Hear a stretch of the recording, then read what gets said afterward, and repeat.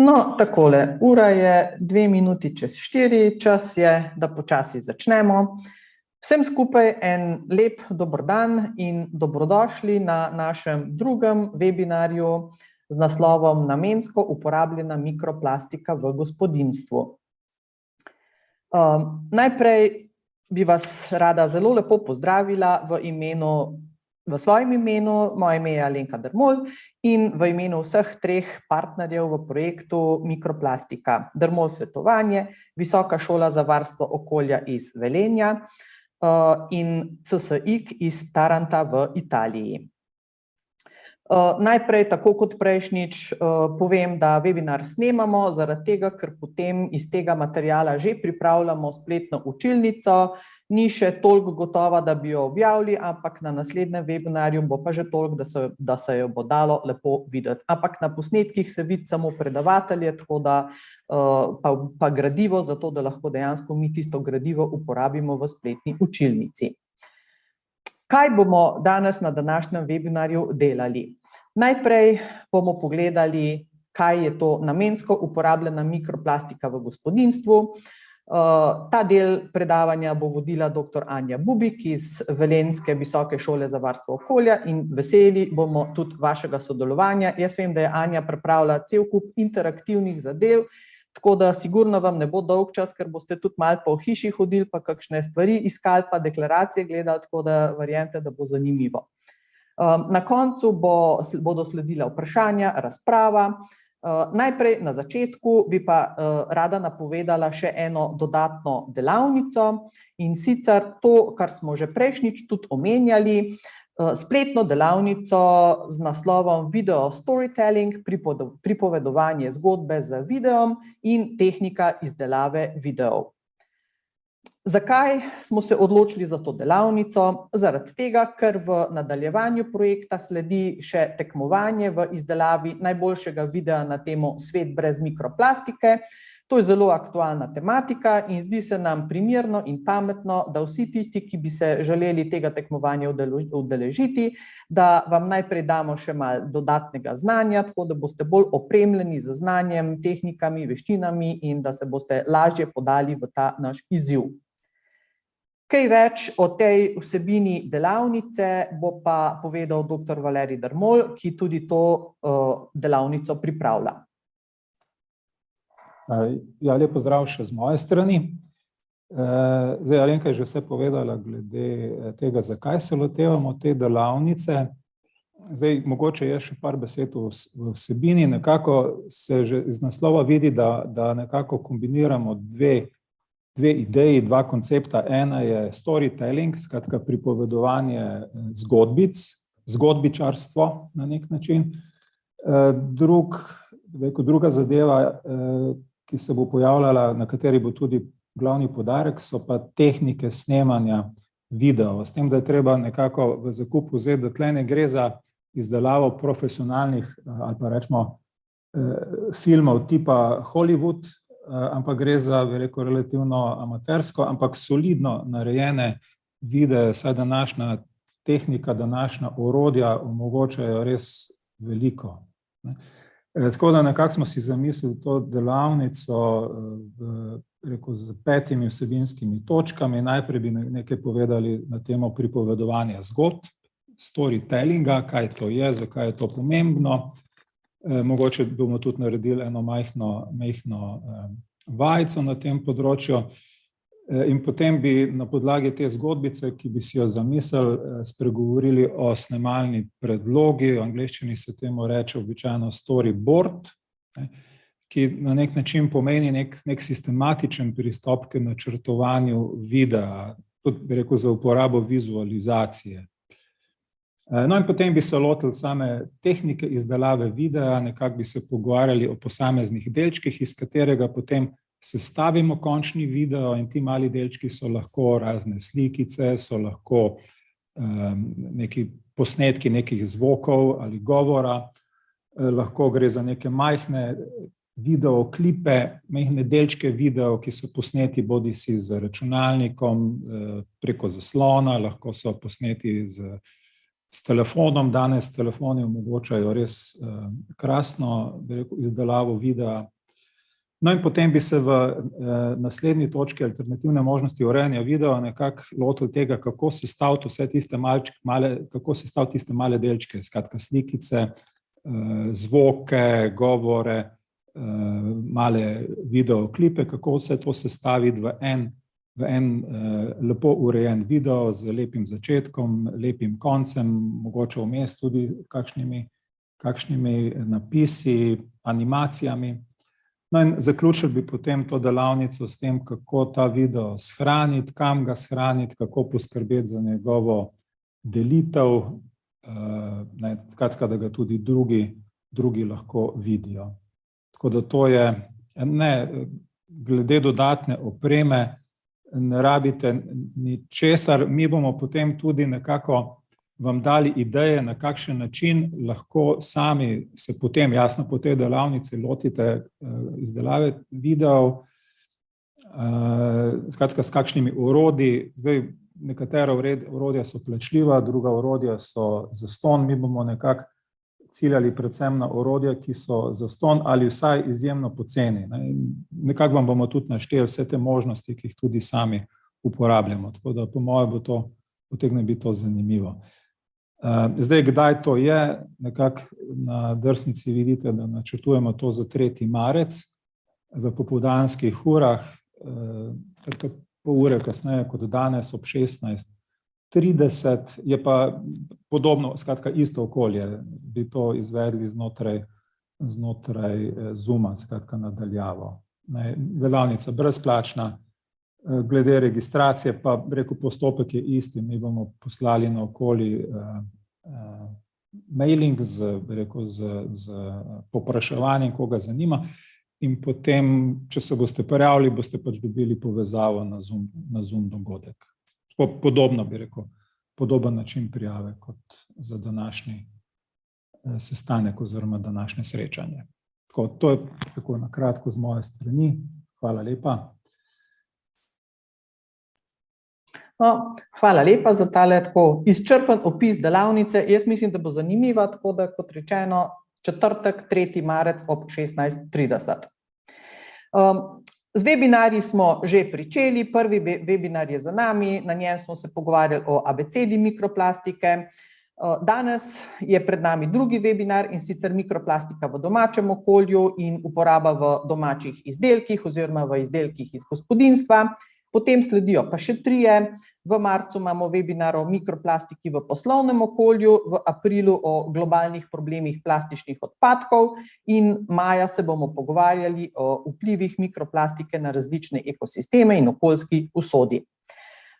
Naj vas spomnim še tole, pripravili smo že spletno stran, na kateri se tudi vse lepo vidi, na njej objavljamo tudi materiale, ki jih sproti pripravljamo po vsakem posameznem webinarju.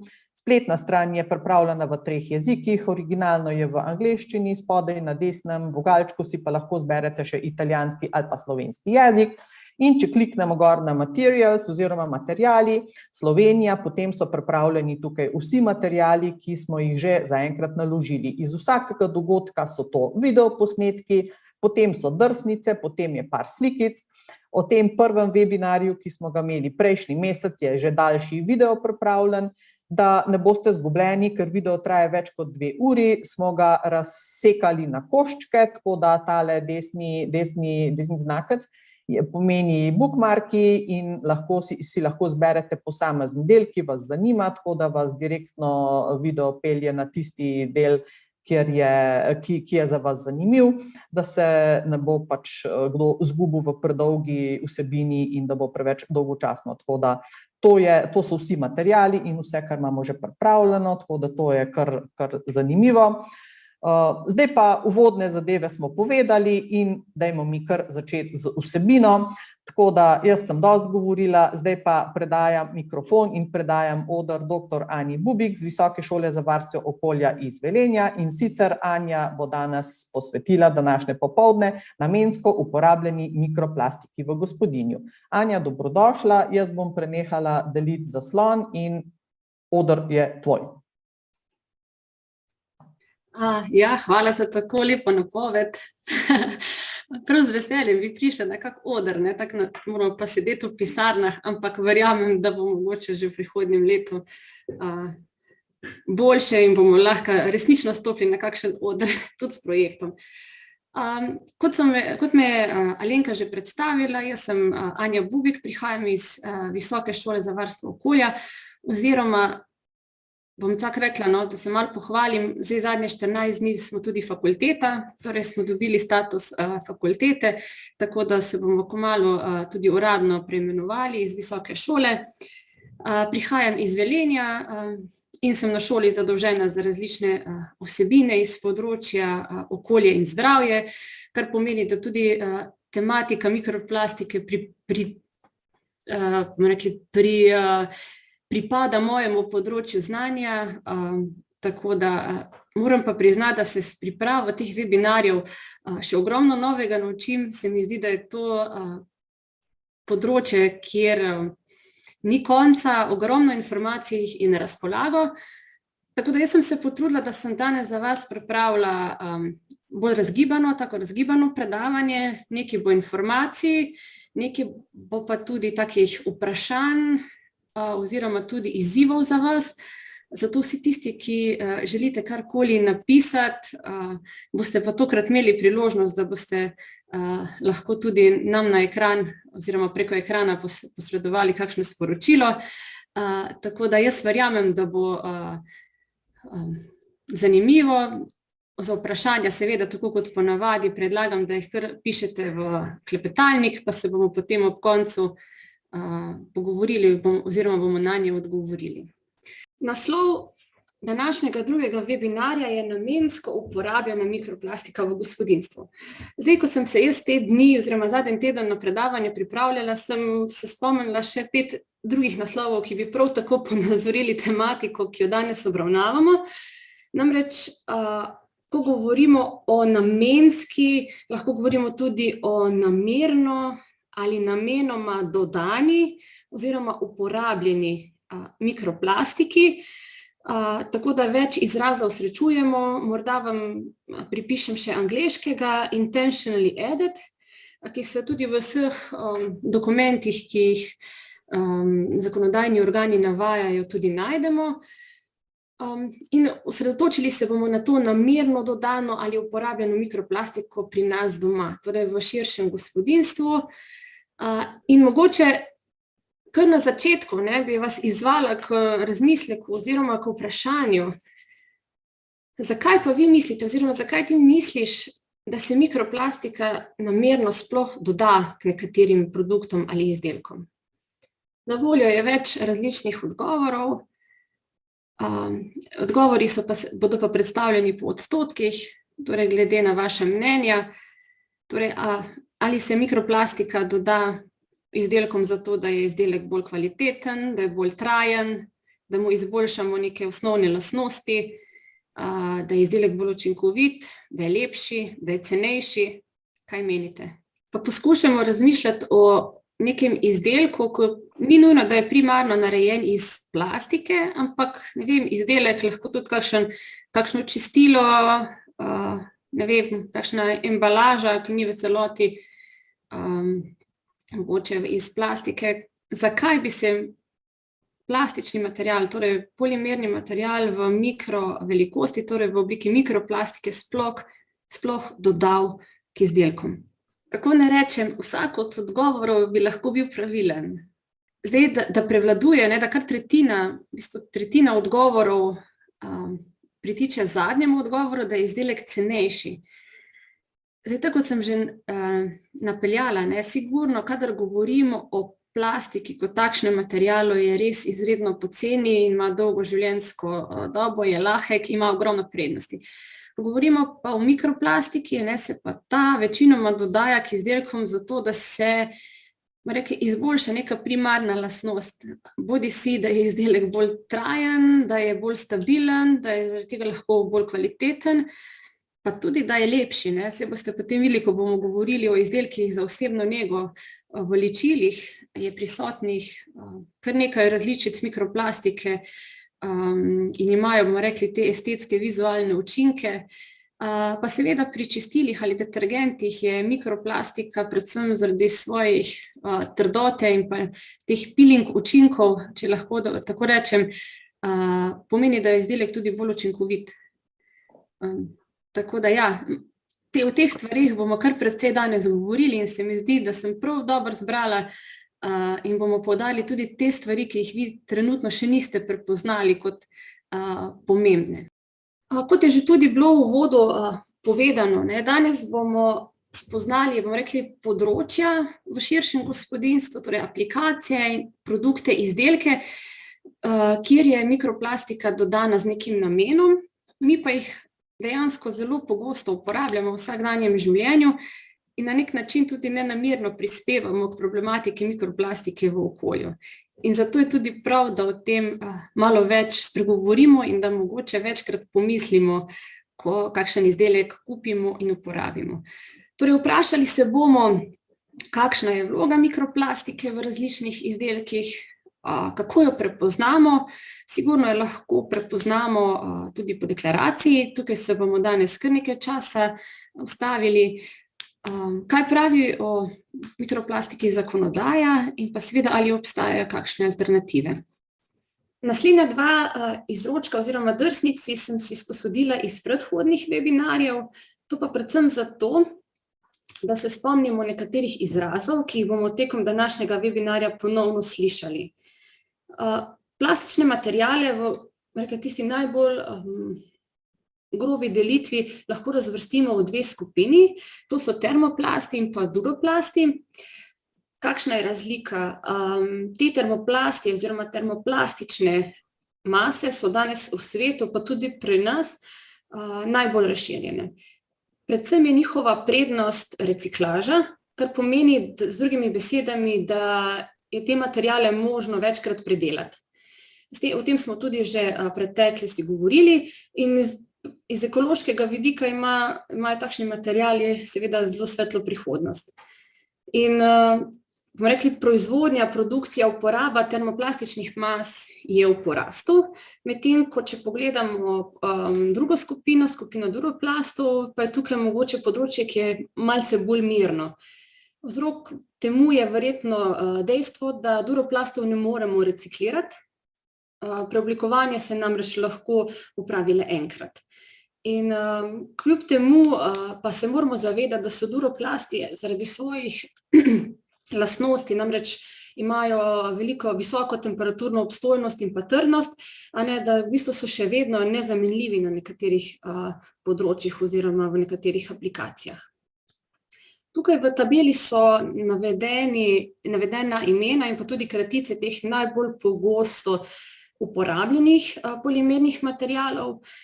In kadar govorimo o trdnih delcih polimernih materialov s premerom, ki je manjši kot 5 mm, govorimo o mikroplastiki. Ja?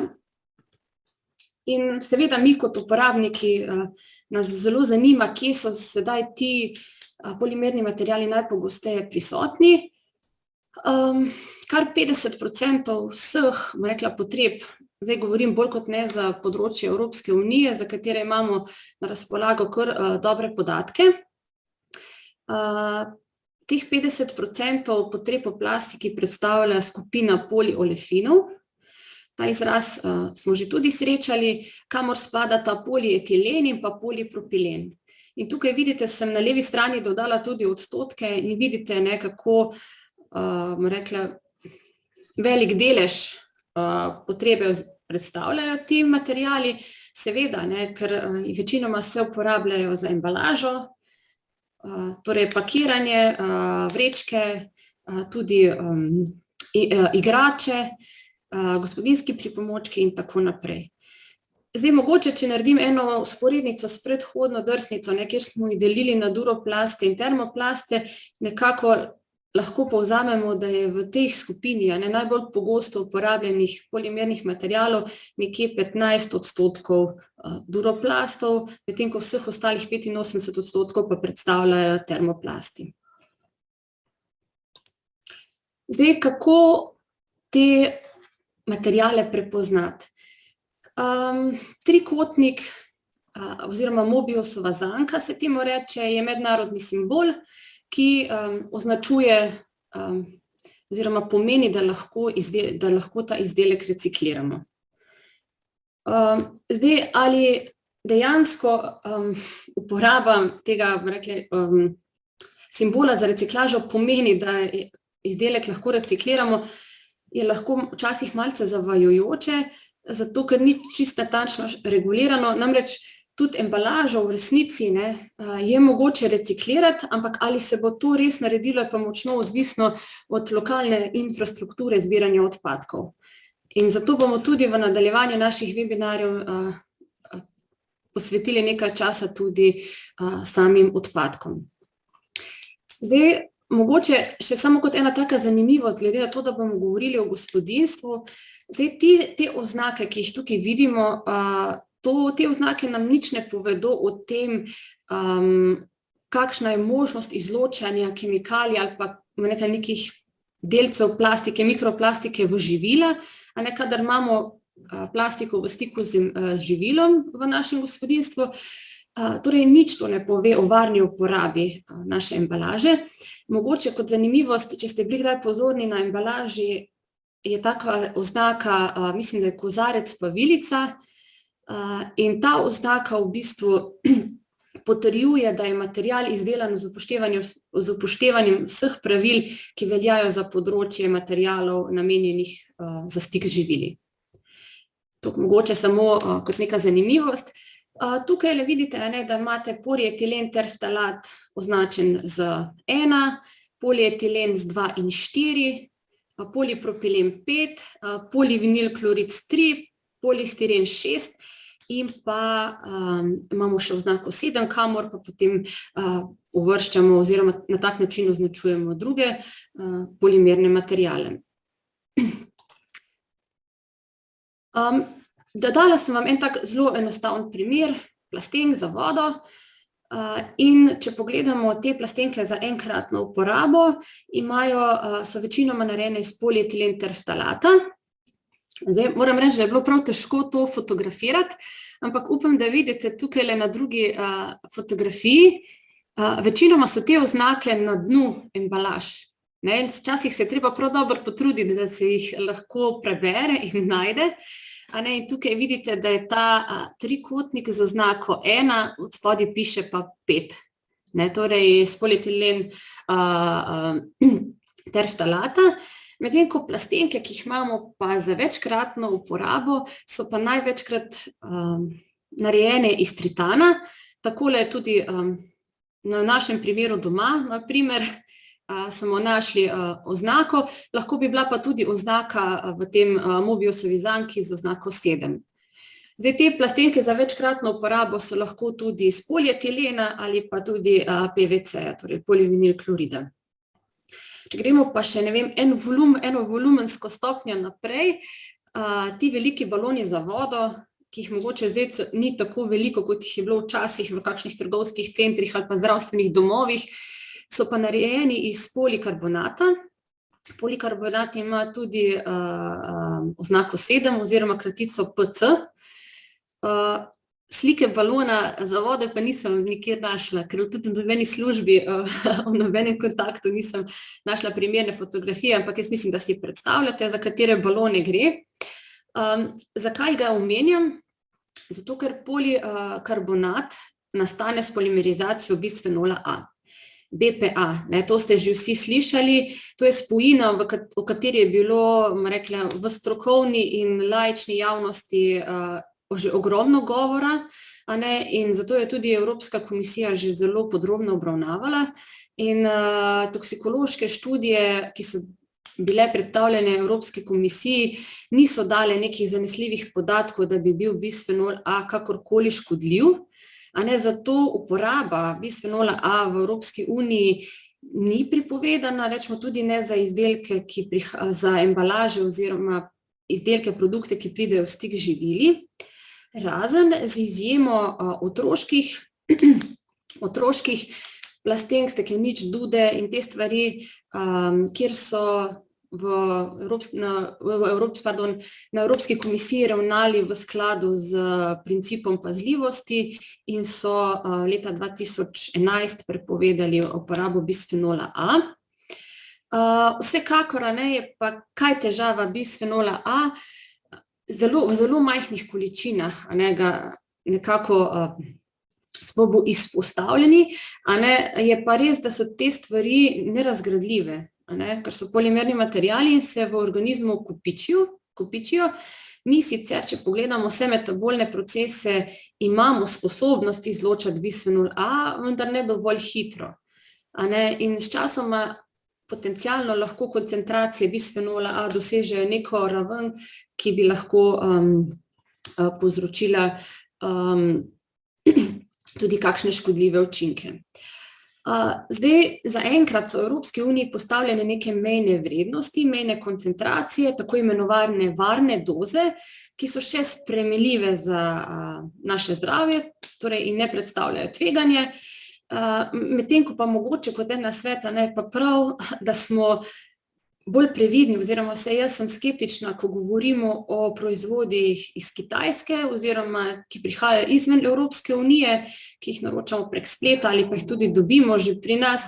Namreč v neevropskih državah standardi niso tako visoki kot pri nas in tudi vsebnost bisfenola A v teh izdelkih pogosto ni kontrolirana. Tako da zgolj še opozorilo. Sedaj bi vas pa prosila oziroma izvala k sodelovanju še pri eni taki nalogi. Tokrat naloga ne bo v Mentimetru, ampak v aplikaciji Padlet. In sicer bi vas prosila, če na svoji pisalni mizi, v omari, v hladilniku, v kopalnici, na hodniku, kjerkoli v predalu, najdete kakšen plastičen izdelek, poveste oziroma napišete, kakšen izdelek je in poskusite na tej embalaži, tem izdelku najti tudi, kateri polimer je to, torej kakšna je ta plastika. Ok, tukaj imamo zdaj embalaža hrane za želve, to je res, lonček, luknjač, da vidimo, kaj imamo v luknjaču, lonček, tukaj bi prosila nekdo, lonček podal k vrsti polimera, tako da bom v bistvu tukaj jaz dala stran. Vsi smo pri plastenkah, plastenka za razkužilo, to je zdaj zelo aktualno. Steklenica, sigurno, za vse plastenke je najboljša alternativa steklena steklenica, da se malo pohecam. Lonček iz kartona. Sprej za lase, bomo videli, ravnilo, papirnata plastenka. Ste že poskusili? Tale polistiren bom prosila, če zapišete v sredinski stolpec. Polietilen je vrsta polimera, tako da mogoče ga prestavite v srednji stolpec. Zdaj, če pogledamo, veliko smo govorili o plastenkih, torej armatura v avtu. Dobro, mogoče je kdo zdaj na poti, pa nam je lahko podal to informacijo. Celuloza pa predvidevam, da bo pasala bolj k alternativi. Ja. Lonček za čigumije. Ja, ko se enkrat začnemo ozirati okrog sebe, ker vidimo precej plastičnih materialov, res je tudi lesje zelo dobra alternativa za kakšne večje te makroplastične izdelke. Plastenka za razkužilo, dobro. Tako da, če pogledamo po vrsti polimera, vidimo, kako prednjačijo polietilen in pa tudi veliko polietilen terftalat, ker je v plastenkah. Polietilen, mogoče ta LD pa HD oznake, ki jih najdete pri oznakih, to samo pomenijo low density, torej nizke gostote, high density pa višje gostote. Vidite kot telefona. Res je, polietilen nizke gostote, polietilen visoke gostote. Zelo zanimivo, ne, plastenka, ovitki za zvezke, ne, in ravnila, torej tudi šolske potrebščine so tiste, ki imajo kar veliko plastike. Ko govorimo po alternativi, ne, sigurno v teh makroplastičnih izdelkih so les, steklo, mogoče kakšna kovinska embalaža. Ko gremo pa bolj specifične izdelke, ne vem, jaz sem zbrala, ne vem, folijo, prozorno folijo za živila, ki je iz polietilena. Na spletu pa najdemo kar precej variant iz biorazgradljivo folijo, kjer je kombiniran bombaž s čebeljim voskom. Okay. Super, hvala lepa. Še nekaj izdelkov, to je prozorna folija, celo takole sem našla izpisan polimerni material. Potem vrečke za shranjevanje, sem pa poslikala prav zaradi tega, ker vidite, da imate prisoten polietilen nizke gostote, zraven je pa še tale oznaka. Pa me zanima, če prepoznate oziroma poznate, kaj pa ta oznaka PAP pomeni in pa številka 22 v Mobiusovi zanki. Če kdo mogoče pozna to oznako. Papir. Papir je, res je.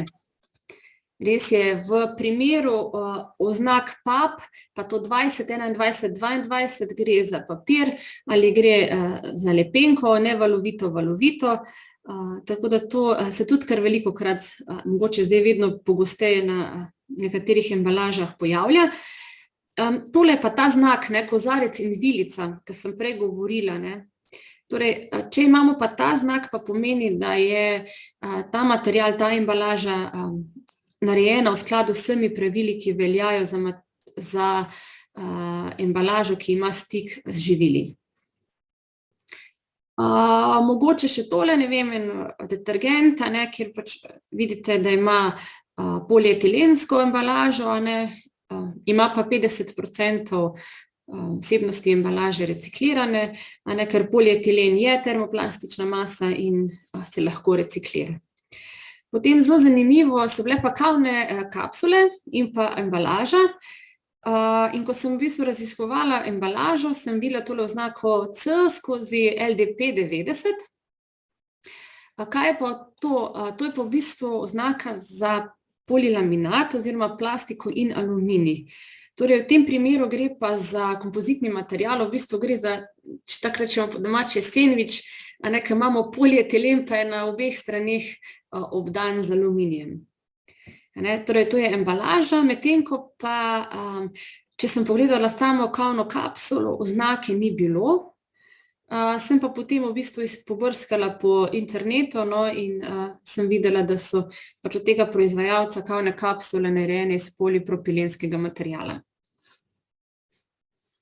So tudi v bistvu označujejo, da je embalaža možna, torej da jo lahko recikliramo, vendar je izrecno napisano, da ni namenjena, da jo reciklira uporabnik sam, ampak da je namenjena bolj industrijski reciklaži, kot pa bomo rekli homemade, torej da jo v bistvu recikliramo sami.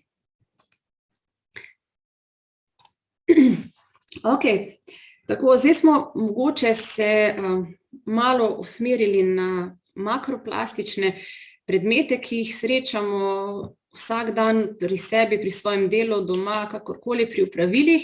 In tudi, makroplastični produkti prispevajo k problematiki mikroplastike v okolju, tudi to smo omenili, predvsem, kadar v bistvu, ko ta makroplastični izdelek postane odpadek.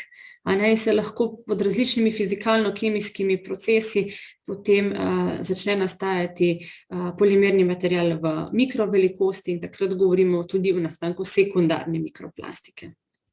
Mi se bomo pa danes bolj usmerili na to primarno mikroplastiko še, ki je izdelana že primarno, torej namenoma v dimenzijah manjših kot 5 mm in se uporabljajo zelo pogosto v izdelkih za osebno nego oziroma tudi kot surovina oziroma tudi kot dodatek pri industrijski proizvodnji nekaterih drugih produktov.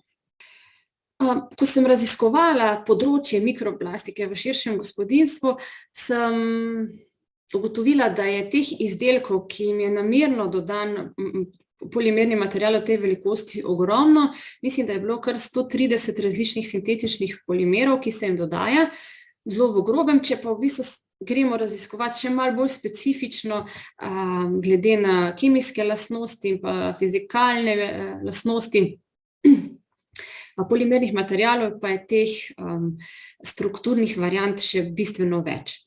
Torej so številke večje, ampak vseeno, tudi, bom rekla, definicija ali pa kriteriji, ki definirajo mikroplastiko kot tako, imajo zelo veliko vlogo pri tem, kaj dejansko mi pri naši študiji, pri našem raziskovanju uporabimo kot mikroplastika. Zbrala sem, bom rekla, sama sem se potem odločila, da bom izhajala primarno iz nekega poročila Evropske komisije, ki je, bom rekla, od leta 2015 do 2017 pregledala, bom rekla, ogromno študij in pa študij pa podatkov, ki so zbrani iz področja namerno uporabljene in dodane mikroplastike. In ti so potem te izdelke, ki to mikroplastiko vsebujejo, razdelili na 10 nekih takih grobih kategorij. In to so kozmetika, osebna nega, detergenti in čistila, potem dosti veliko skupino predstavljajo tudi barve, premazi in pa črnila, na primer takšni tonerji, industrijski abrazivi, namerno dodano mikroplastiko najdemo tudi v kmetijstvu, v farmaciji, potem pri čiščenju odpadnih voda, torej tudi pri tehnoloških procesih, v gradbeništvu in pa potem še v nekaterih drugih področjih, ki so mogoče manj, bom rekla, kjer je tega mogoče manj. In zdaj kriterij, ki ga je Evropska komisija izbrala za definicijo mikroplastike, pa je, da mikroplastika je sestavljena iz umetne, torej običajne plastike. Torej sintetični polimeri so osnova in zelo pomembna v definiciji je dejstvo, da so ti delci v vodi netopni in da so trdni. In da je velikost teh delcev manjša ali enaka 5 mm, torej zraven lahko umestimo tudi nanodelce. Zdaj, kaj je zdaj tukaj, zakaj to omenjam? Zato, ker tukaj so definirani samo trdi v vodi netopni delci. Imamo pa kar nekaj polimernih materialov, ki se tudi zelo pogosto uporabljajo na različnih področjih in so trenutno, bomo rekli, v neki negotovosti, kar se tiče izpolnjevanja meril za mikroplastiko. To so, ne vem, vsi verjetno poznate polietilen glikole, ki so vodotopni polimeri, potem polivinil alkohol. Ne vem, zdaj, če damo primer te tablete za pomivalni stroj, ki imajo tako zelo tanko folijo, ki se potem razgradi oziroma je v vodi topna, ta je večinoma iz polivinil alkohola. In to na primer so ti primeri polimerov, ki, bomo rekli, ne izpolnjujejo vseh teh kriterijev in jih lahko definiramo kot mikroplastika, ampak bomo tudi o teh vodotopnih polimerih v nadaljevanju spregovorili, ker se mi zdi, da so tudi zelo pomembni. Tukaj sem navedla najbolj pogosto uporabljene polimerne materiale, ki so namerno dodani, in potem so se na Evropski komisiji odločili, da bodo mogoče v neke podrobnosti oziroma podrobnogled vzeli predvsem tiste materiale, ki so, bomo rekli, najpogosteje uporabljeni in mogoče potencialno najbolj nevarni. To so pa polietilen, polimetil metakrilat, poliamid oziroma najlon, poliuretan in pa stiren akril polimeri. Zdaj, verjamem, da marsikomu bo ta imena ne povedo kaj veliko, ampak vseeno, jih pa lahko po kraticah tudi prepoznate. Zakaj so v bistvu teh 5 polimerov, bomo rekli, najbolj tak raziskanih? Predvsem polietilen in poliuretan zaradi tega, ker imata zelo visok tržni delež. Torej, teh materialov, ki vsebujejo polietilen in poliuretan, je res ogromno, ker tudi aplikacij, v katerih se uporabljajo, je veliko, nekako 3 do 4 kategorije. Zdaj, sam polietilen kot tak, če gledamo v kemijski strukturi, vsebuje reaktivne funkcionalne skupine, torej neke skupine, kemijske skupine z nizko zaskrbljenostjo, torej ne kažejo neke velike zaskrbljenosti, torej je manj nevaren polimer, medtem ko če pogledamo poliuretan, so pa te reaktivne funkcionalne skupine v strukturi zelo zaskrbljujoče in jih ga uvrščamo tudi kot enega bolj nevarnih polimerov. Polimetilmetakrilat tudi so proučili, predvsem zaradi tega, ker je zelo pogosto uporabljen in ima tudi funkcionalne skupine z visoko zaskrbljenostjo. Kaj mogoče to pomeni? To pomeni, če je visoka stopnja zaskrbljenosti, to pomeni, da ima v svoji strukturi neke dele, neke atome, ki imajo zelo velik potencial, da naprej kemijsko reagirajo. Kar pomeni, da lahko, če gledamo kemijsko ali pa zdaj kot malo bolj splošno, poliuretan ali pa polimetilmetakrilat lahko v kombinaciji, v zmesi s kakšno drugo kemikalijo sprožijo tudi neke nezaželjene kemijske reakcije. Poliamidi, torej najlon, tudi kar veliko aplikacij, imajo neko srednjo stopnjo zaskrbljenosti, kar se tiče kemijske strukture, medtem ko stirenakril kopolimer pa zelo podobno kot poliuretan. Vidite, da po velikosti se te mikroplastični delci malo razlikujejo, navedno govorimo pa v dimenzijah, ki so v mikrometrih, torej manjši kot 5 milimetrov. Zdaj bomo pa naredili mogoče en tak čist splošen pregled, zakaj se v bistvu namenoma sploh mikroplastika k izdelkom dodaja.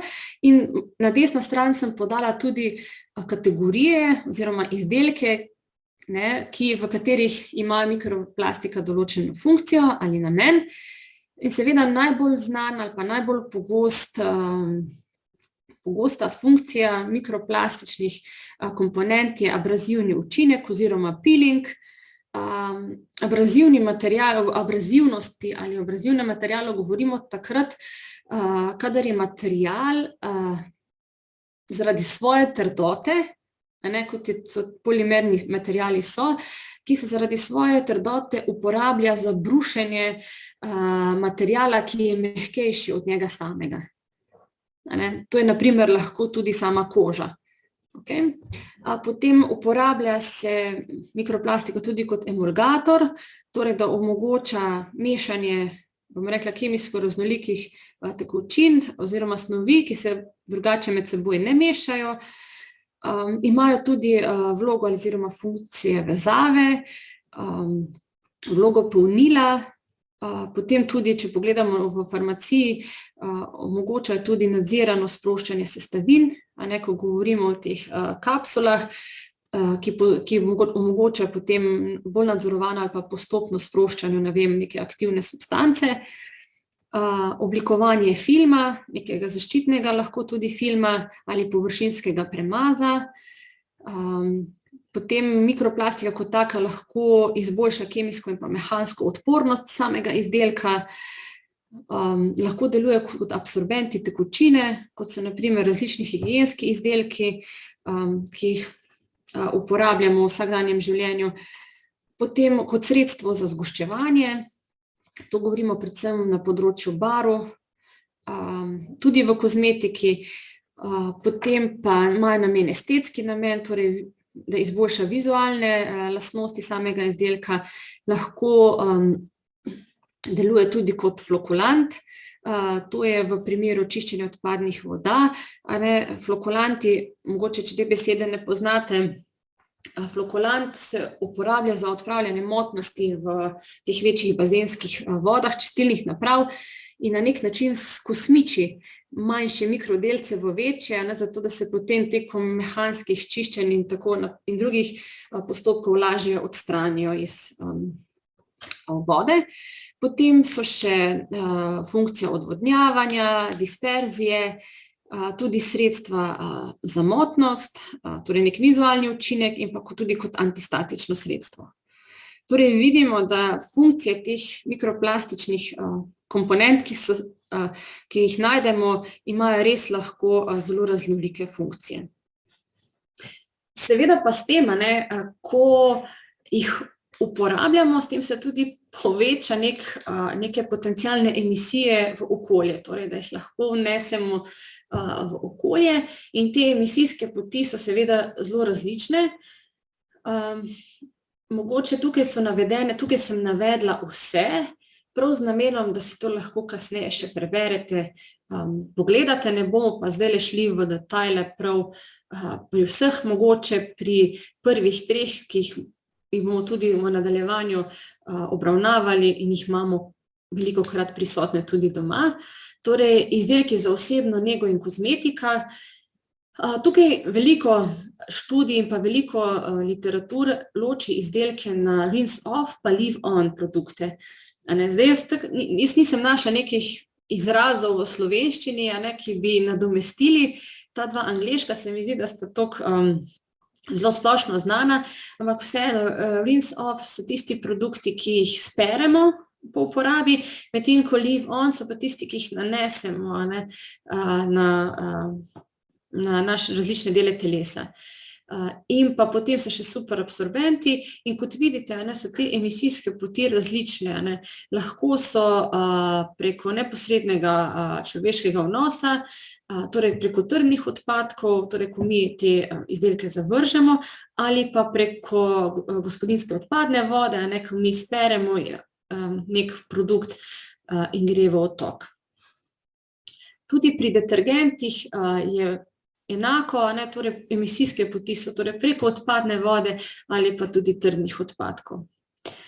Ko govorimo o barvah, črnilih, premazih, je zelo odvisno, za katero področje gre. Tukaj celo posegamo mogoče malo bolj v industrijsko uporabo, ker je barve, premazi in črnila so precej v uporabi v industriji. Imamo pa tudi še dodatne poti, emisijske poti v okolje, kot so na primer kakšno razlitje barve med nanašanjem, transportom in pa seveda tudi preko odrgnina, ko smo tudi že na predhodnem webinarju veliko o tem govorili. Potem so pa tukaj navedene še emisijske poti industrijskih abrazivov, kakšne so te možne poti v okolje v kmetijstvu, torej, kjer sta mogoče na udaru tudi tla in pa podtalnica. Potem imamo farmacijo, čiščenje odpadnih voda v gradbeništvu in pa seveda drugo, kjer so na primer pohištvo, mehke igrače, lepila, tesnila in tako naprej. Tako da vidimo, da glede na funkcijo, kategorije in pa emisijske poti smo relativno vse skozi v stiku z mikroplastiko. In zdaj bi vas mogoče izvala, ko smo šli skozi vseh teh 10 kategorij, pa sem jih malo opisala, smo naredili tak sprehod, katera se pa od teh kategorij se pa mogoče vam zdi najbolj kritična, kar se tiče mikroplastike. In mogoče vas tukaj naj opozorim, da bo ta Mentimeter vprašalnik sestavljen iz 2 vprašanj. Torej najprej bomo odgovorili, torej katera se vam zdi najbolj kritična glede vsebnosti, torej količine, in pa naslednje vprašanje glede potencialne emisije oziroma vnosa v okolje. Zelo zanimivi odgovori. Res, vidim, da sicer tukaj bi verjetno bilo bolj smiselno, da bi prikazala s odstotki, ampak bo mogoče potem za spletno stran dala v odstotke. tako po oceni se približujemo tako več kot 40% vodi kozmetika in izdelki za osebno nego. Tako, zdaj pa še drugi del, ki je na enak princip konstruiran. Katera kategorija se vam pa zdi najbolj kritična glede vnosa v okolje? Zelo zanimivo, da nihče ne izbere barve, premaze in pa črnila. Namreč, če naredite kakšno vzporednico tudi s prejšnjim predavanjem, kjer smo pokazali ta primer iz Nemčije, koliko primarne mikroplastike v okolju prihaja iz kakšne aktivnosti, iz kakšne kategorije, pa tudi v oceane, tudi na to se bomo vrnili. Vidim pa, da ko govorimo pa o vnosu, pa je mogoče tukaj manjši delež, še vedno prevladujoč, ampak manjši delež kot prej, ko smo govorili o količini, kar je v bistvu zanimivo, pač prepoznate izdelke za osebno nego kot, bomo rekli, izdelke, ki so kritični, kar se tiče vsebnosti, morda pa ta vnos v okolje ne prepoznate. Včasih je mogoče dobro tudi pogledati globalno. Mi, posamezniki, v našem gospodinjstvu lahko prepomembno prispevamo k tej problematiki, ampak vse je dobro se zavedati, da so ti industrijski obrati oziroma neke dejavnosti, ki se dogajajo, bom rekla, v večjem obsegu, lahko veliko bolj kritične. Ali bodisi je to industrijski abrazivi, tudi barve. Vemo, da vsa cestišča po celem svetu so barvana. In vse te barve, ki jih uporabljamo za cestne oznake, vsebujejo mikroplastiko. To bomo tudi še kasneje spoznali, ko vam bom prikazala te količine. Tako da zelo zanimivo, samo 2 odgovora o barvah in 2 o industrijskih abrazivih. Kar je mogoče, če pogledam iz osebnostnega vidika, čist prav, vsak verjetno pri sebi pogleda, kaj je iz njegovega načina življenja najpogostejši prispevek k izzivom mikroplastike. Nadaljujemo s številkami. Evo, ker je bilo glih vprašanje o količini. Zdaj, za nekatere področja, kategorije se ti podatki dejansko sploh ne morejo dobiti, oziroma jih je zelo težko pridobiti, oziroma tudi oceniti. Je pa Evropska komisija to z različnimi proizvajalci, deležniki, različnimi obrati proizvajalci in pa v sodelovanju z Plastic Europe naredila neke analize, in sploh pri izdelkih za osebno nego so ugotovili, da je letna količina, v Evropi govorimo, nekje 700 ton letno, ko govorimo o teh izdelkih, ki se spirajo, oziroma od 500 do 1100 ton letno, ko govorimo o izdelkih, ki jih nanašamo. Zdaj, ko govorimo o detergentih, so te količine malo nižje. Zdaj pa pridemo na to področje. Barve, premazi, abrazivi, predvsem industrijski abrazivi, ki se uporabljajo v številnih industrijskih procesih, kot so industrijsko peskanje, tako naprej.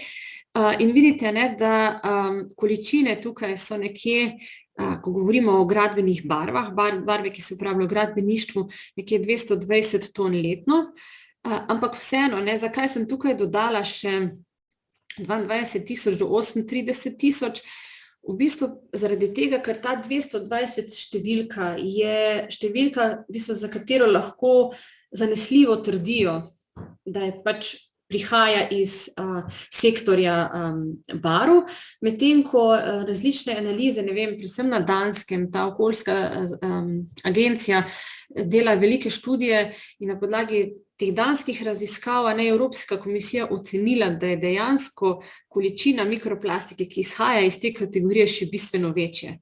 In zato tukaj navajajo kot drugo v precej višjih številkah.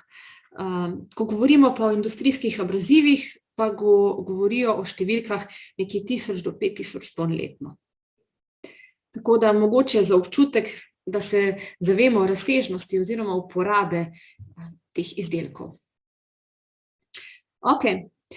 Zdaj sem pa jaz tako si zamislila, no, da bomo šli skozi 3 kategorije, ki jih doma v našem gospodinjstvu pri vsakdanjih opravilih največkrat si jih poslužujemo, ne, to so izdelki za osebno nego, detergenti, pa mogoče še nekaj malega o barvah in pa premazih, ker se mi zdi, da so to podatke, ki si jih boste zapomnili in boste nanje v prihodnosti tudi pozorni.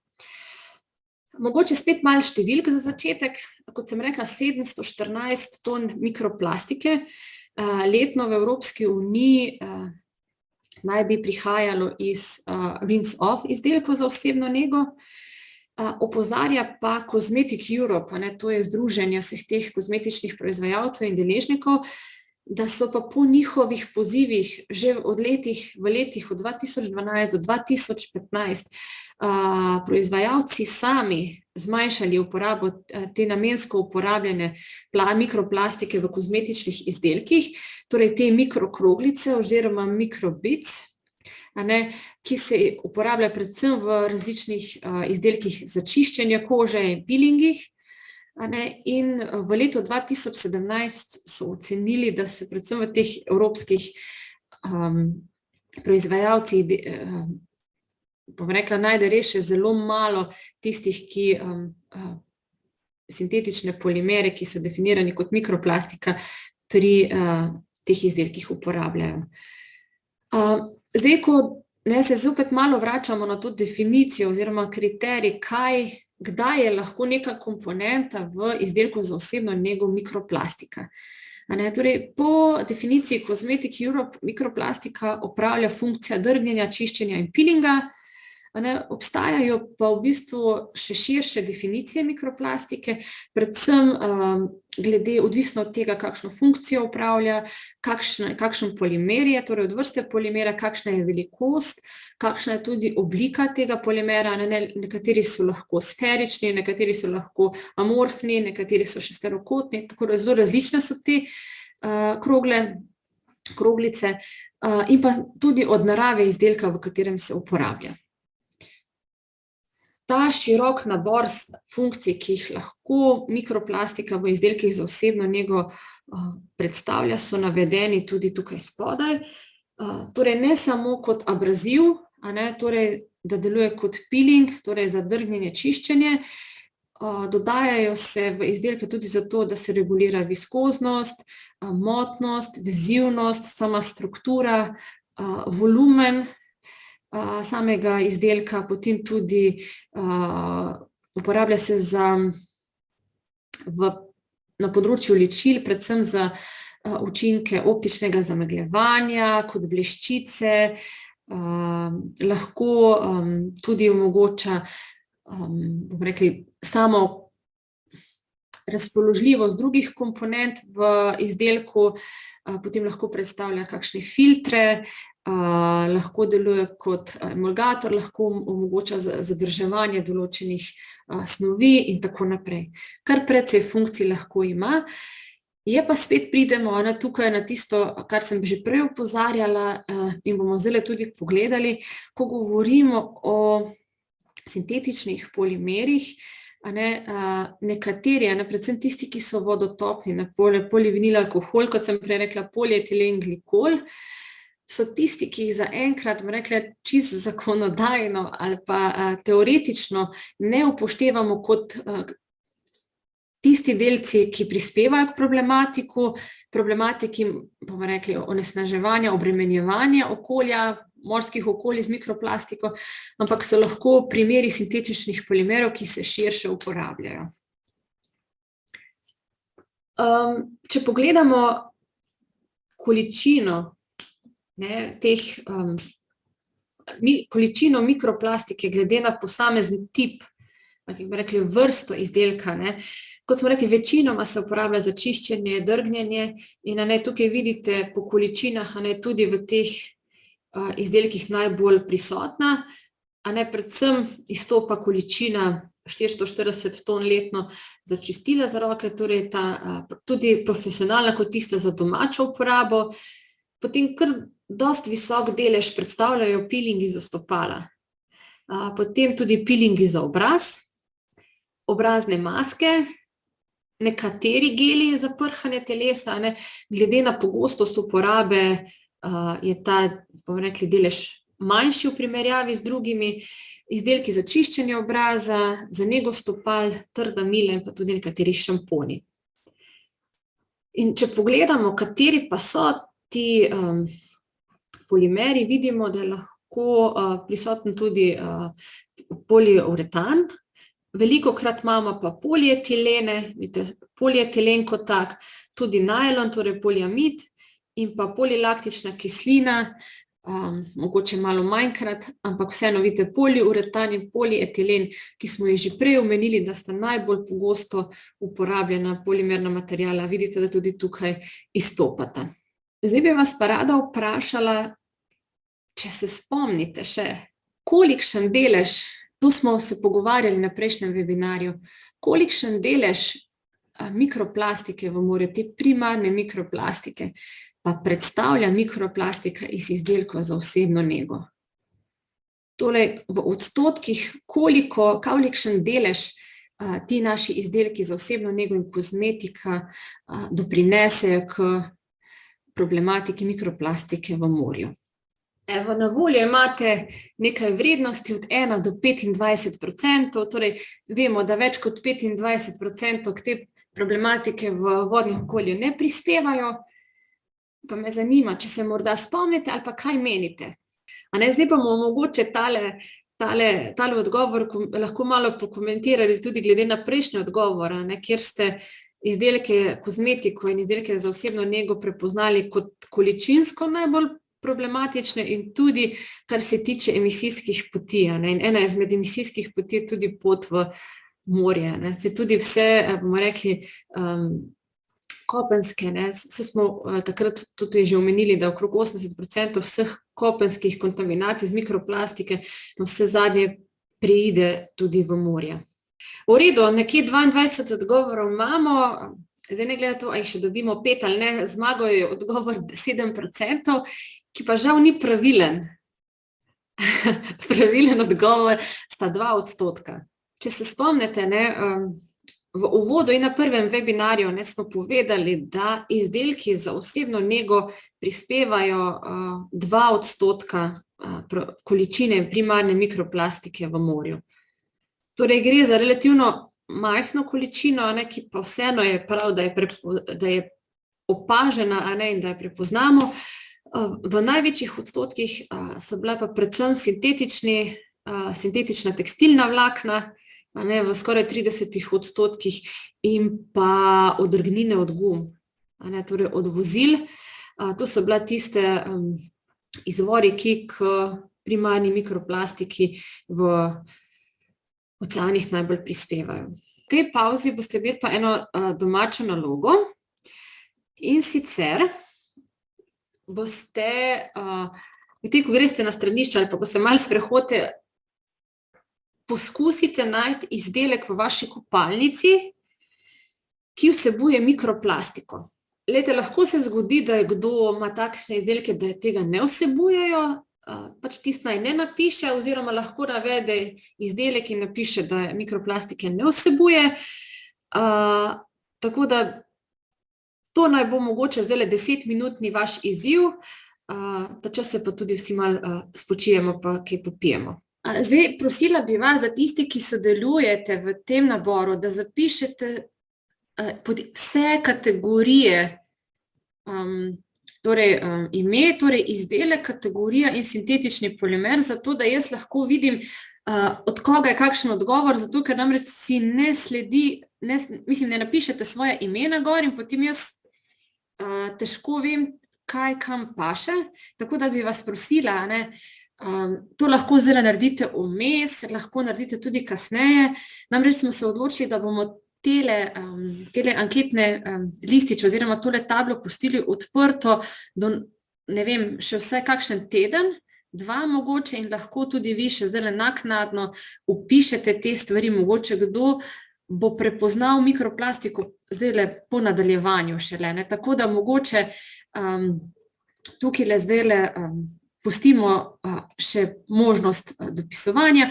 Mogoče pa sam pokomentiram stvar, ker sem jo jaz vnesla. Jaz sem vnesla neko micelarno mlečno vodo za čiščenje obraza, za odstranjevanje ličil, in noter našla kar 3 sintetične polimere, in od teh je ta akrilatni kopolimer, polisorbat 20 in pa natrijev poliakrilat. Tako da sem našla tudi v svoji kopalnici tak izdelek, ki mikroplastiko vsebuje. Takole, zdaj bomo pa si pogledali še eno kategorijo izdelkov za osebno nego, ampak pred tem bi pa mogoče samo na kratko bi vam predstavila eno raziskavo, ki je bila narejena pri nas v Sloveniji na primeru mesta Ljubljane. In sicer, in to so naredili slovenski znanstveniki na Kemijskem inštitutu, kjer so raziskovali vsebnost polietilenskih kroglic, oziroma so ocenjevali potencial, koliko polietilena iz izdelkov za osebno nego lahko preide v površinske vode, torej v reko Ljubljanico.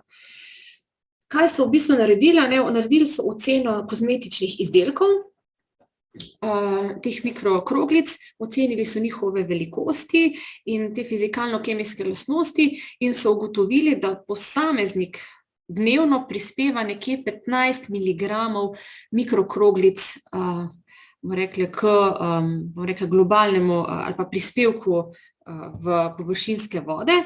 Torej, ta 15,2 miligrama mikrokroglic potem gre preko komunalne vode v čistilno napravo.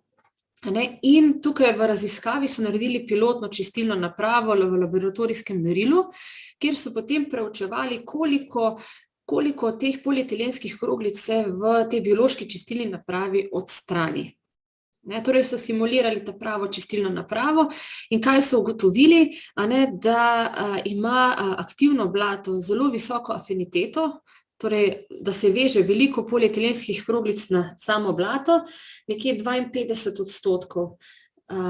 Medtem ko količina, ki pa vseeno uide tem postopkom čiščenja, je pa nekje 1 kilogram mikrokroglic, kar prenese približno 112 milijonov 500 tisoč delcev na dan. In če to prenesemo v merilo reke Ljubljanice, vidimo nekje 21 delcev na kubični meter. Zdaj, kaj so s to raziskavo izpostavili? Izpostavili so v bistvu to, da se lahko ti delci, ki so od mikroplastike, vežejo na aktivno blato, kar pomeni, da se s tem poveča potencial tudi za zadrževanje teh delcev v kakšnih sedimentih, organskih snoveh, v kakšnih sladkovodnih rastlinah. Hkrati pa so ugotovili, da ti sistemi, ki so klasični sistemi centralnih čistilnih naprav, ne zadržujejo delcev velikosti nekje 60 do 70 mikrometrov, kot je velikosti teh mikrodelcev, in lahko prehajajo v vodno okolje. Tako da zelo zanimiva raziskava, ki si jo lahko tudi preberete. Tukaj spodaj je vir avtorice in pa letnico članka. Sem vam pa obljubila, da vseeno en del še danes namenimo tudi vodotopnim polimerom, ki jih najdemo v kozmetiki. In najdete tudi izraz water soluble polymers, torej WSP kratica, je zelo velikokrat uporabljena kratica. To so, bomo rekli, organske snovi, organski materiali, ki se že desetletja tudi uporabljajo za različne aplikacije, torej tudi v kozmetiki, v industriji, kot barve, lepila, pralna sredstva, farmacevtski produkti, ki za razliko od teh delcev, ki jih Evropska komisija definira kot mikroplastike, so topni v vodi. In bomo rekli, ti tipi polimernih materialov, ki so topni, so poliakrilamid, polietilenimid, polietilen glikol, polivinil pirolidon, polivinil alkohol, torej ti so ti najbolj tipični sintetični polimeri, ki ne ustrezajo kriterijem definicije mikroplastike. Bomo pa rekli, niso pa njihovi učinki preučeni do te mere, da bi lahko rekli, da nimajo kakšnega potenciala do nezaželenih učinkov v okolju ali pa na naše zdravje. Zelo omejene informacije so o njihovih koncentracijah, naprimer v okolju, so dosegljive. Tudi ekotoksikološke študije, torej kakšna je toksičnost v okolju, je zelo, bom rekla, šibka. Zato se zdi nekaterim, bom rekla, organizacijam, da tudi te polimere ustrezno obravnavajo in da se vključijo v to zgodbo, ker so tudi lahko pomembni. In ena izmed takšnih organizacij, ki je v svoje, bom rekla, aktivnosti vključila tudi te vodotopne polimere, je pa Plastic Soup Foundation, ki od leta 2012 vodi kampanjo Beat the Microbeat. Torej, premagajmo mikrodelce v kozmetiki, torej se že v leta 2012 nekako z različnimi aktivnosti ozaveščajo, kar se tega tiče. In so v okviru svoje spletne strani naredili tudi seznam vseh mikroplastičnih sestavin, ki jih najdemo v kozmetiki in v izdelkih za osebno nego. In če pogledamo nazaj, v leto 2015, ko so s pripravo tega seznama začeli, je bilo na tem seznamu nekje 67 različnih mikroplastičnih substanc, medtem ko danes, ko vse to upravljajo v skladu z Evropsko komisijo in pa različnimi drugimi raziskovalnimi inštitucijami, pa je na tem, bom rekla, tej podatkovni bazi, lahko temu tudi tako rečemo, že več kot 500 mikroplastičnih sestavin. Zdaj, ker je teh sestavin ogromno in ker imajo tudi različne lastnosti, so v tej kampanji izdelke razdelili v 4 kategorije. Torej, na rdečo kategorijo, oranžno, zeleno in pa zero kategorijo. In tako so razdelili te izdelke za osebno nego glede na tipe polimerov. In na rdeč seznam so uvrstili tiste polimere in pa tiste izdelke, ki so v skladu z definicijo mikroplastike Evropske komisije, torej gre za trdne, netopne delce v primeru manj kot 5 mm. To so polietilen, polipropilen, najlon, poliuretan. In na dan 4. februar, ko sem jaz to nazadnje pogledala, so imeli kar 571 substanc. Torej, kar precej, to pa tudi zato, ker velikokrat se v izdelkih pojavljajo tudi kombinacije, kombinacije različnih polimerov, in ti kopolimeri, kot jih imenujemo, potem tudi doprinesejo k tej večji številki. So pa v tej kampanji pripravili torej tudi oranžen seznam, kamor so pa umestili, bomo temu rekli, skeptične sintetične polimere ali mikroplastiko. Torej, to so pa ti vodotopni, tekoči polimeri, nekateri polimeri brez ogljika, sem spadajo poloksameri in pa zelo znani polietilen glikoli, polipropilen glikoli, za katere pa še ni dovolj študij, s katerimi bi lahko dokazali, ali jih lahko uvrstimo na rdeč seznam ali pa mogoče celo na zelenega.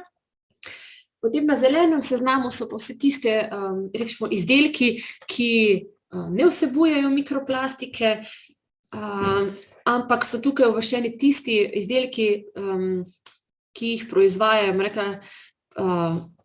večje družbe, ki kot take ne zagotavljajo, da so vsi njihovi proizvodi brez mikroplastike, medtem ko na zero seznam pa uvrščajo tiste izdelke oziroma tiste blagovne znamke, ki v svoji celotni proizvodni liniji ne uporabljajo mikroplastike.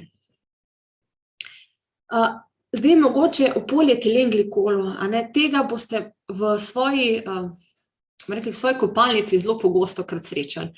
Polietilen je taka gosta, lepljiva tekočina, ki je sestavljena iz najpogostejše oblike plastike, to je polietilen, v kombinaciji z glikolom.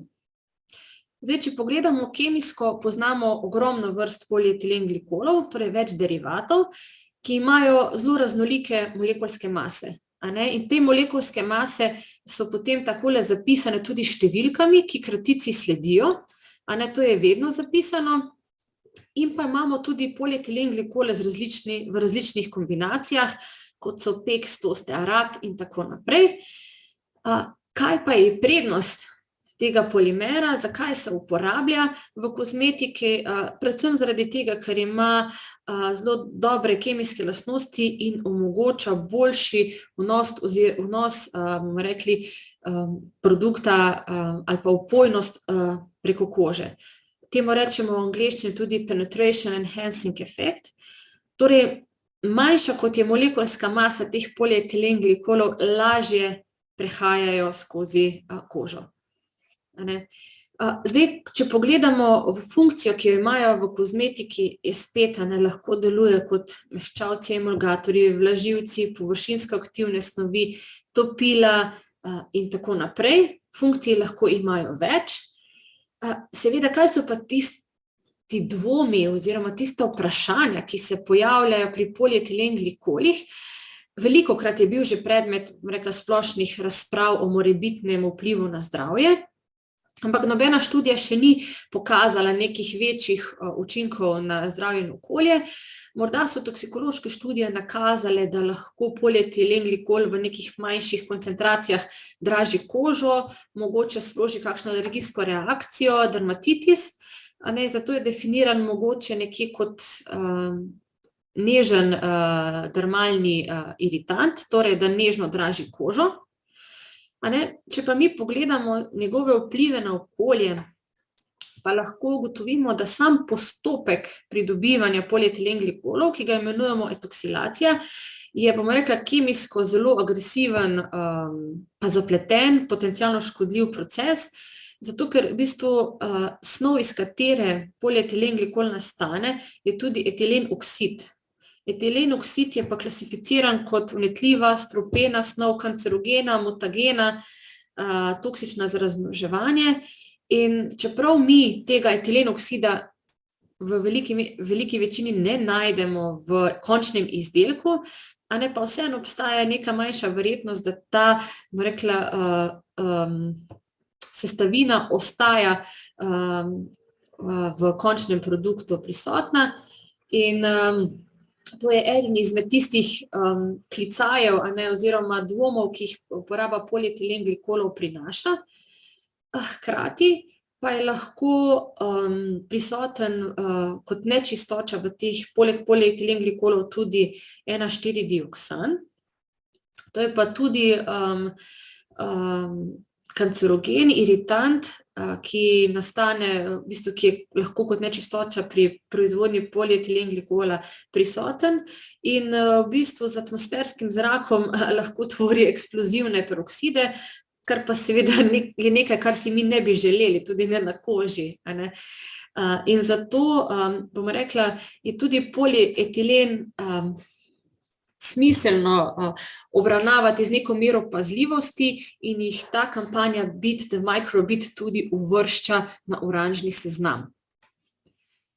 Jaz sem naredila že pred časom skupaj z našimi študenti, z našimi študenti veliko preučujemo te polimerne materiale v kozmetiki in smo naredili en tak čist enostaven pregled informacij in smo ugotovili, da se na primer v obdobju 3 mesecev količina informacij na tej spletni strani poveča kar za 3000 izdelkov. Torej, tako je to ažurirana spletna stran, torej dodaja se ogromno izdelkov in vidite, da so ti kategorizirani glede na njihovo funkcijo, torej nega obraza, nega telesa, ustna higiena, higiena rok, tudi nega otrok, ličila in tako naprej. Zdaj predlagam, če si boste vzeli čas, da si to spletno stran raziščete, pogledate in tudi z uporabo te spletne strani boste mogoče lažje ugotovili ali pa prepoznali mikroplastiko pri vas doma.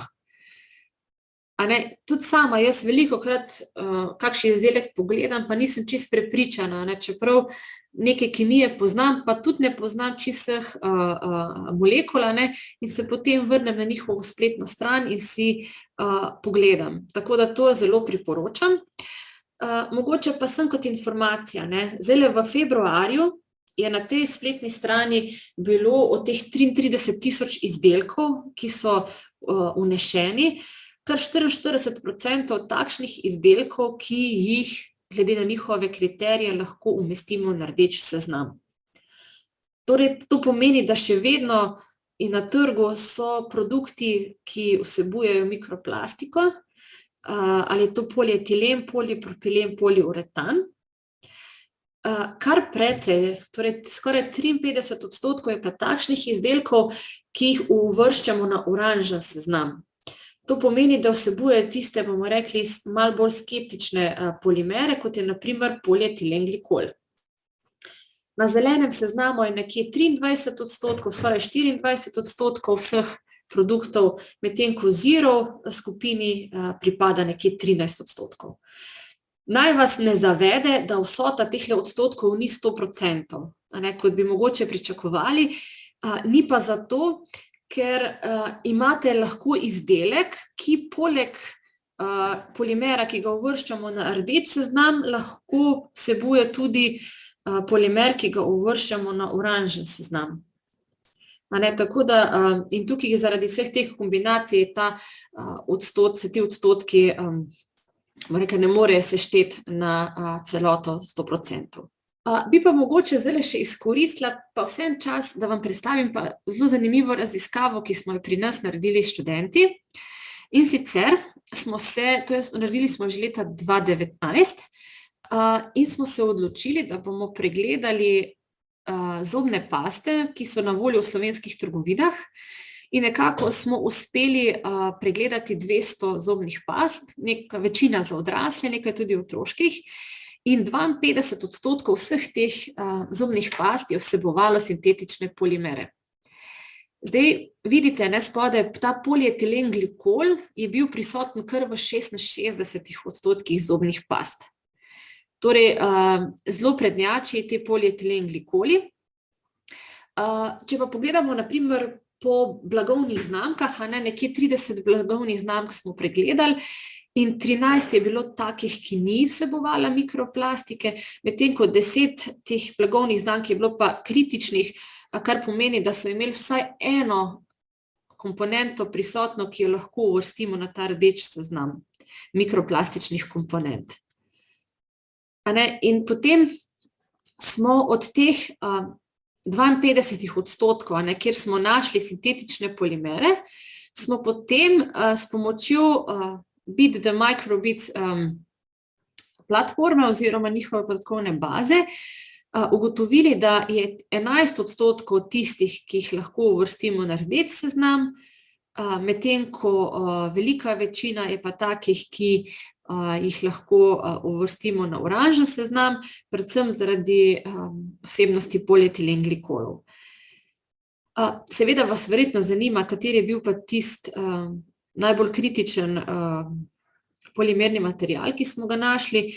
Na levo stran sem zapisala, to so bili karbomer oziroma poliakrilat, ki je po kriterijih Beat the Microbit uvrščen na rdeč seznam. In ta v bistvu je prevladoval. Vidite pa, da vedno v kombinaciji s polietilen glikoli oziroma polisorbatom, ki pa so vodotopni sintetični polimeri. Kaj je bilo še zanimivo, da kar nekaj, 18% teh past, ki smo jih lahko umestili na rdeč seznam, je bilo pa tudi izdelkov, ki so namenjeni otrokom, torej otroških zobnih past. Tako da jaz vedno predlagam, ko je bila ta raziskava tako aktualna, so me vprašali, katero pasto pa naj kupim. In pač vedno predlagamo, da se pregleda deklaracijo, kjer je zelo jasno, so te sestavine zapisane, in jaz osebno se tudi polietilen glikolu izognem. Čeprav je to vodotopni polimer, gre za neko sintetično kemikalijo, ki pa verjamem, da če se ji lahko izognem, sigurno boljše kot pa da jo. Moram pa reči, da je kar že precej alternativ, torej ne samo, da ne vsebujejo teh mikroplastičnih komponent, ampak tudi, da ne vsebuje polietilen glikola. Je pa to stvar verjetno tudi svoje lastne ali discipline ali pa želje. Mogoče sem zdaj koga prepričala, da bo pogledal na svojo deklaracijo. To si lahko še tudi boste kasneje malo pogledali. Mogoče še tale zelo zanimiv rezultat naše raziskave. Seveda smo potem tudi naredili malo anketo med, ne vem, mislim, da je bilo nekaj 300 plus anketiranci, ker v bistvu smo ugotovili, da mikroplastiko na splošno ljudje relativno dobro poznajo, nekje skoraj v 80%, medtem ko to problematiko mikroplastike v zobnih pastah pa dejansko niso. Nekje 44% ljudi je slišalo za to, oziroma se je tega zavedalo, kar je bistveno manj, kot je število ljudi, ki je že slišalo za problematiko mikroplastike. Zato smo tudi izbrali zobne paste za nadaljne študije in so se nam zdele pomembne tudi zato, ker je to eden izmed izdelkov za osebno nego, ki jo vsi uporabljamo, torej vsa populacija, moški in ženske, otroci in starejši. In se mi zdi, da je to tudi ena taka izdelek, ki se množično uporablja, pa tudi večkrat na dan.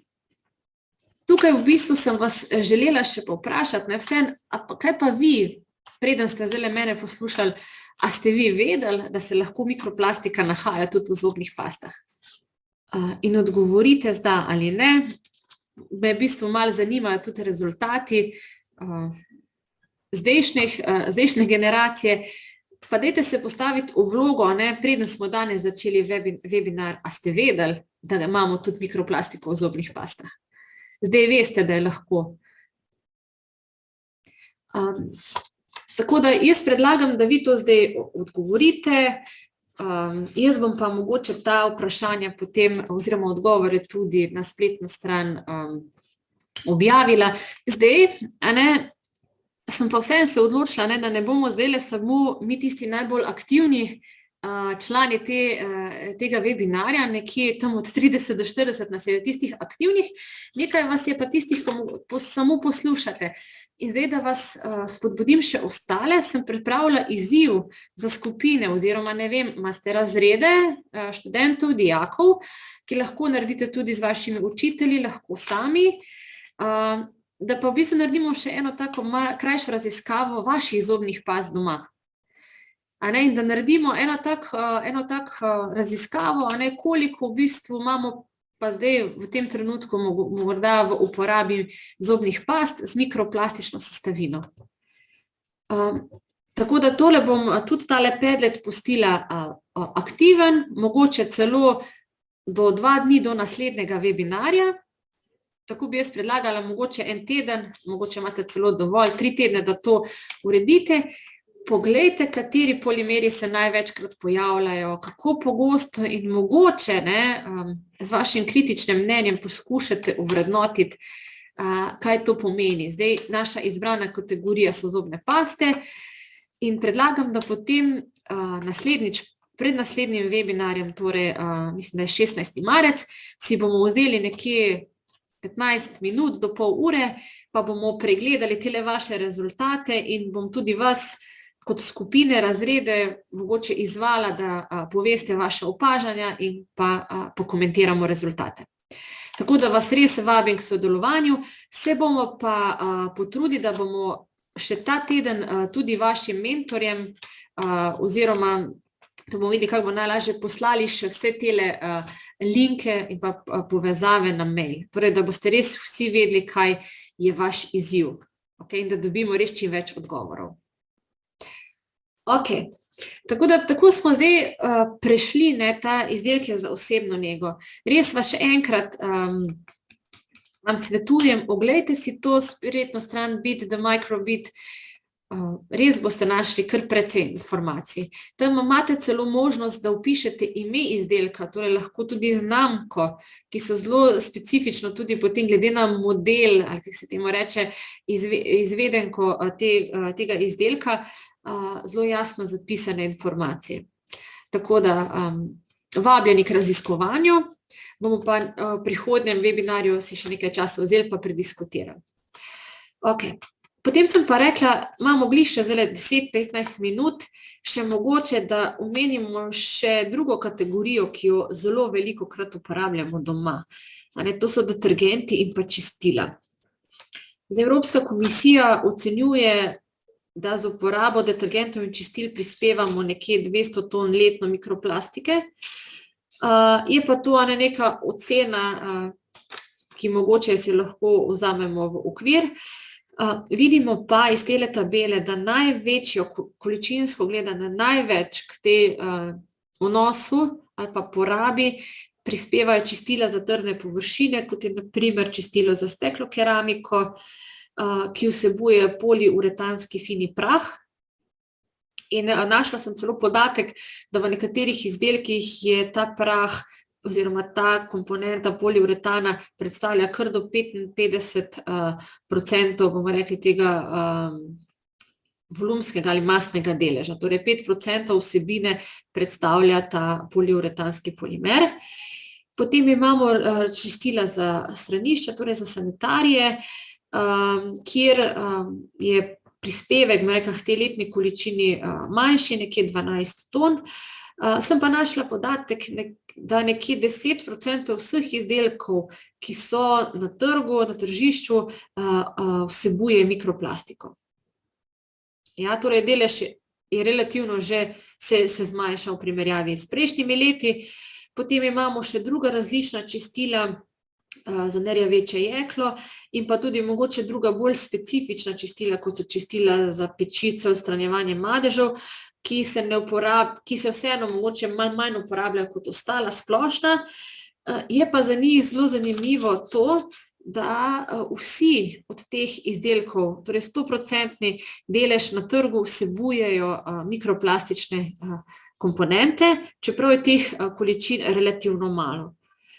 Zdaj, kaj so pa te mikroplastične komponente? Zelo strokovno se sliši, to so modifikatorji reologije. Ja, tudi sama sem se mogla malo poučiti, kaj to je. V bistvu modifikatorji reologije so snovi, ki v neki vodni fazi izdelka, torej čistila, povečajo oziroma spremenijo viskoznost. Viskoznost, ne gostote, kar zdaj dejansko, ko imamo mi neki izdelek v roki, pomeni, kako bo izdelek tekel iz embalaže. Kako močno bomo mogli mi stisniti, torej kakšno stilo bomo uporabili, da bo izdelek, ko ga bomo uporabili, potem kako se bo tudi izdelek razmazal in kaj bo se potem zgodilo po njegovem nanosu.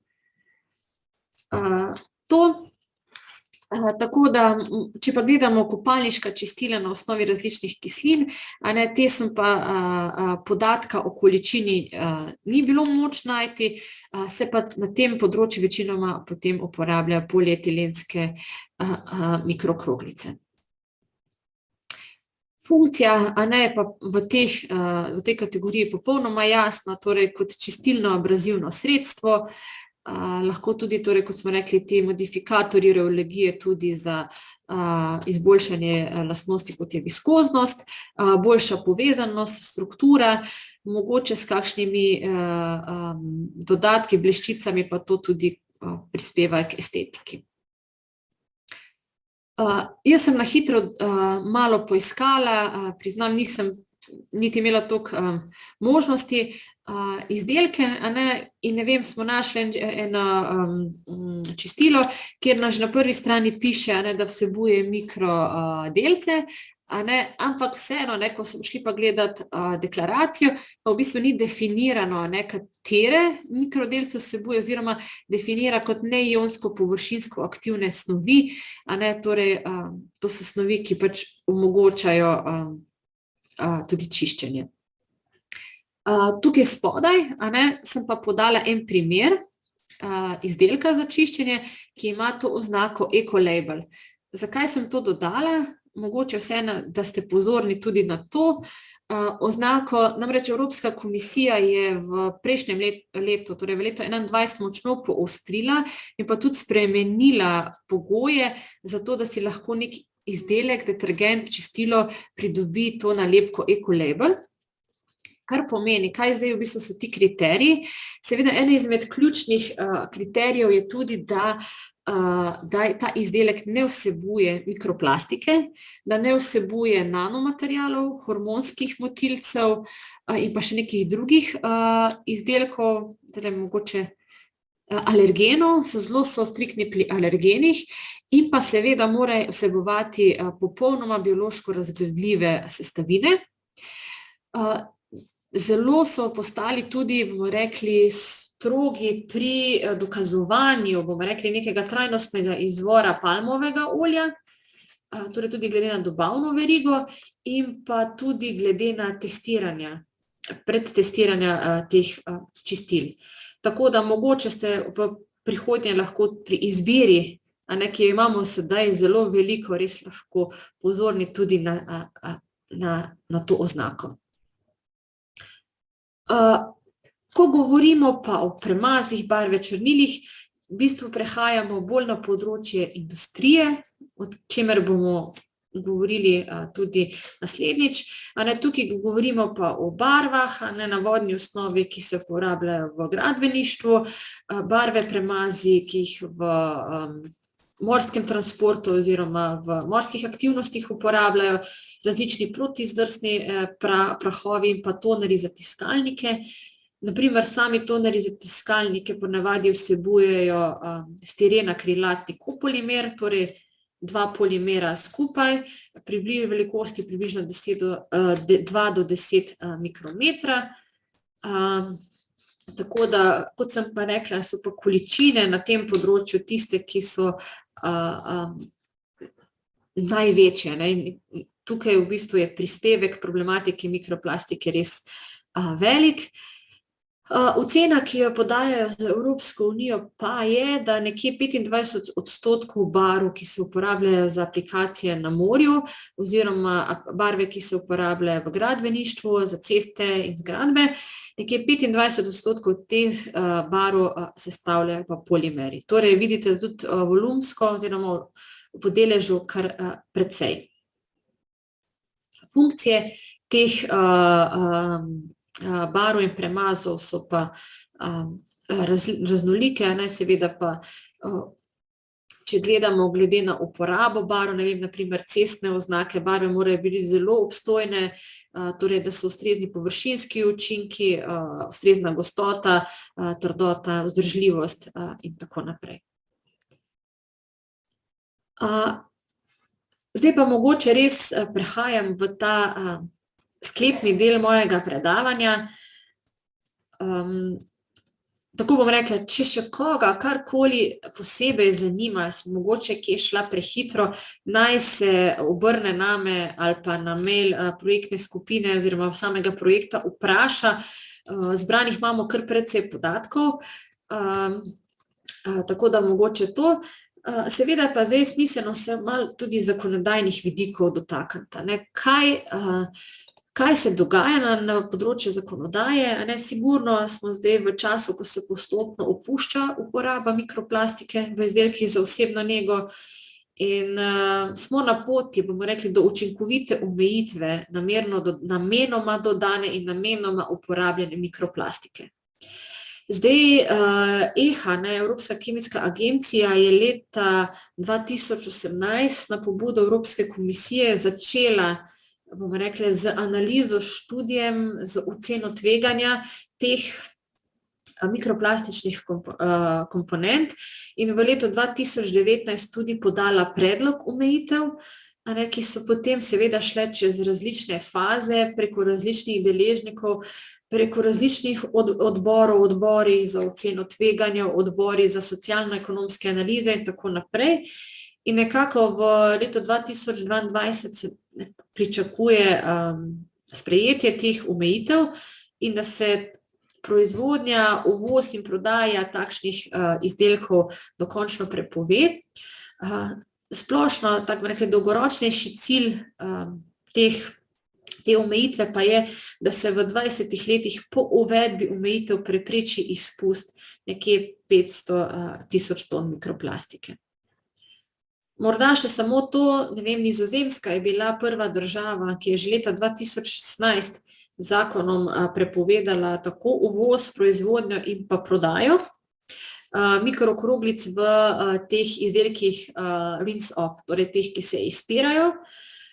Potem mislim, da so tudi v Angliji leta 2018, v letu 2020 tudi Kanada, Francija, Nova Zelandija, sledile so še Italija, tako da v bistvu države samoiniciativno tudi že, bomo rekli, urgirajo oziroma delujejo v to preventivno smer, na nivoju Evropske unije pa to pričakujemo v kratkem.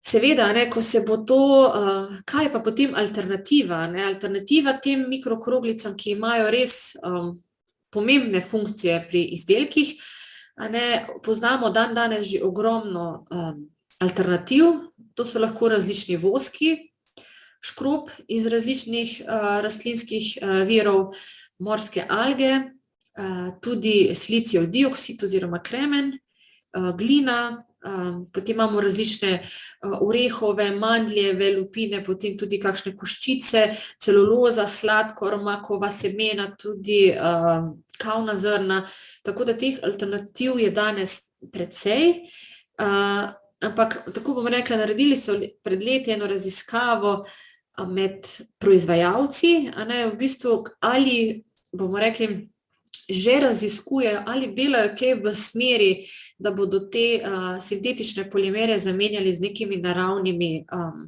komponentami. In moram reči, da je bil ta seznam zelo dolg že, pa zelo zanimiv. Torej, veliko proizvajalcev se že ukvarja z razvojem teh alternativ. Veliko govorimo o orehovih lupinah, lupine in koščice marelic. Torej, vsi stremijo k temu, da so snovi biološko razgradljive v čim večjem številu različnih okolij, da so to neke snovi, ki se že več let uporabljajo v nekih izdelkih in pa da so dobro uveljavljeni na trgu. Če pa pogledamo kemijsko, se pa največ uporablja silicijev dioksid, torej kremenčev pesek, kremenčeva skala, predvsem zaradi svoje inertne narave, ki je nestrupena, in seveda ima tudi zelo majhno verjetnost povzročanja alergijskih reakcij. Našla sem pa podatek, mogoče za, ne vem, Henkel kot tak, zelo znani proizvajalec, trenutno testirajo več tipov teh alternativnih abrazivnih sredstev, neke mlečne kisline, in pa orehove lupine pa silicijev dioksid. Tudi jojobina zrna, na primer pri Colgateu, to sem zasledila, tako da ja, se proizvajalci prilagajajo, o vseh teh alternativah pa mogoče še v kakšnih drugih priložnostih. Tako da jaz bi se vam na tem mestu zahvalila za pozornost. Jaz sem se držala časovnega plana, upam, da je bilo dovolj zanimivo, da ste dobili dovolj informacij. Res bi vas pa dijaki in študenti vseeno izzvala še k nalogi, torej k izzivu skupine, ki jo naredite do naslednjič, da zberemo kakšne dobre podatke in naredimo kakšno dobro diskusijo. Tako da hvala lepa vsem.